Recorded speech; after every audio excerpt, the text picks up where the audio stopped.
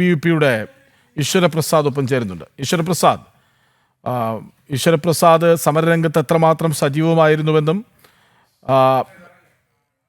നമുക്കെല്ലാവർക്കും അറിയാവുന്ന കാര്യമാണ്. ഒരു തുടക്കം മുതലേ ABVP പറയുന്നുണ്ട് ഈ പദ്ധതി വേണം, കേരളം ഒപ്പിടണം എന്ന്.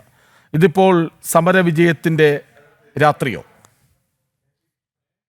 നമുക്കറിയാം, കഴിഞ്ഞ ഒരു വർഷമായിട്ട് ഏകദേശം ഏപ്രിൽ തൊട്ട് ABVP അദ്ദേഹത്തെ കാണുകയും ശക്തമായ സമരത്തിന് ഈ അധ്യയന വർഷം ആരംഭം മൂലം നേതൃത്വം കൊടുക്കുകയും ചെയ്യുന്നതാണ്.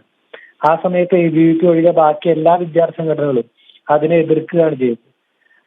വിദ്യാഭ്യാസ മന്ത്രി വിളിച്ചു ചേർത്ത ചർച്ചയിൽ ABVP ഒഴികെ ബാക്കി എല്ലാവരും TMCയിൽ ഒപ്പിടരുതെന്ന് പറഞ്ഞു. അവർക്ക് ഏറ്റൊരു അടിയാണ് ഈ വിദ്യാഭ്യാസത്തിന്റെ അല്ലെങ്കിൽ കേരളത്തിലെ വിദ്യാഭ്യാസ മേഖലയുടെ കുതിപ്പിന് വേണ്ടിയിട്ട് ഇങ്ങനൊരു പദ്ധതി, ആ പദ്ധതി നടപ്പിലാക്കുന്ന സമയത്ത് അതിന് തടയിടുന്ന രീതിയിലാണ് അന്നത്തെ ബാക്കി വിദ്യാർത്ഥികൾ മൊത്തം നിലകൊണ്ടത്. അവർക്ക് ഏറ്റവും ഒരു അടിയാണ് ഈ തീരുമാനം. ഇന്ന് ഒപ്പുവെച്ചതിൽ ABVP വളരെയധികം സന്തോഷിക്കുന്നു. അതോടൊപ്പം തന്നെ കഴിഞ്ഞ ദിവസം തന്നെ ഒപ്പുവെക്കാൻ തീരുമാനമായ സമയത്ത് തന്നെ അദ്ദേഹത്തെ നേരിൽ കണ്ട് അഭിനന്ദനം അറിയിക്കുകയും ഒക്കെ ചെയ്തിട്ടുണ്ട്. ഇനിയും ഇത്തരത്തിൽ വിദ്യാഭ്യാസ മേഖലയിൽ മുന്നേറ്റം വരുന്ന പദ്ധതികളുമായി വരുന്ന സമയത്ത് അതിനെ പിന്തുണയ്ക്കുകയും അതിനു വേണ്ടിയിട്ടുള്ള പ്രവർത്തനങ്ങളുമായിട്ട് ABVP എല്ലാ കാലത്തും മുന്നോട്ട് പോകും. അതിനുള്ള ഒരു ഊർജം കൂടിയാണ് ഈ സമരത്തിന്റെ വിജയം എന്ന് ഞങ്ങൾ കണക്കാക്കുന്നു.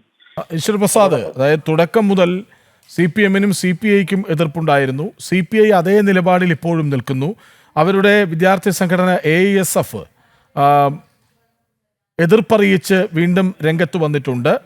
അപ്പോൾ അപ്രസക്തമാകുന്ന CPI, അവരുടെ വിദ്യാർത്ഥി സംഘടന, അവരിനി എന്ത് ചെയ്യും? നോക്കൂ, ഈ CPI-യുടെ എതിർപ്പും AISF-ന്റെ എതിർപ്പൊക്കെ അതൊക്കെ എനിക്ക് ആത്മാർത്ഥമാണെന്ന് തോന്നുന്നില്ല. കാരണം ഉന്നത വിദ്യാഭ്യാസ മേഖലയിൽ NEP-യുമായി ബന്ധപ്പെട്ട് ഒട്ടനവധി കാര്യങ്ങൾ നടപ്പിലാക്കി.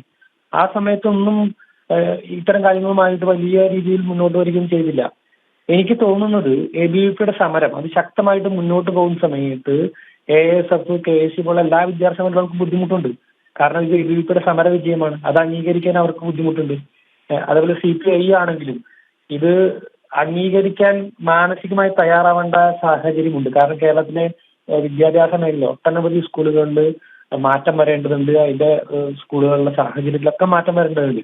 അതിനെ അംഗീകരിക്കുന്നതിന് പകരം ഇവിടെ വികസനം ഉണ്ടാകരുത് എന്നുള്ള കമ്മ്യൂണിസ്റ്റ് പാർട്ടികൾ നേരത്തെ പണ്ടുകാലത്ത് ചിന്തിച്ചു കൂട്ടിയിരുന്ന കാര്യങ്ങളുണ്ടല്ലോ, അതിപ്പോഴും മനസ്സിൽ കൊണ്ടുവരുന്നതുകൊണ്ട് ഇവിടെ വികസനം ഉണ്ടാകുമെന്ന് ചിന്തിക്കുന്ന ആൾക്കാരാണ്. അവരെ അർഹിക്കുന്ന അറിഞ്ഞുകൂടി എന്ന പൊതുസമൂഹം തള്ളി എന്നാണ് നമുക്ക് ഇതിൽ നിന്ന് മനസ്സിലാക്കാൻ വേണ്ടി സാധിക്കുന്നത്.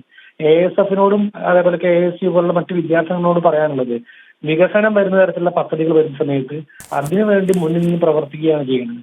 അപ്പോൾ AISF-ന്റെ CPI-യുടെ ഒക്കെ നിലപാട് അർഹിക്കുന്ന അറിഞ്ഞോട് തള്ളുന്നു എന്ന് മാത്രമാണ് എനിക്ക് ഇതിൽ പറയാനുള്ളത്. ശരി, നന്ദി ഈശ്വരപ്രസാദ് പ്രതികരിച്ചതിന്.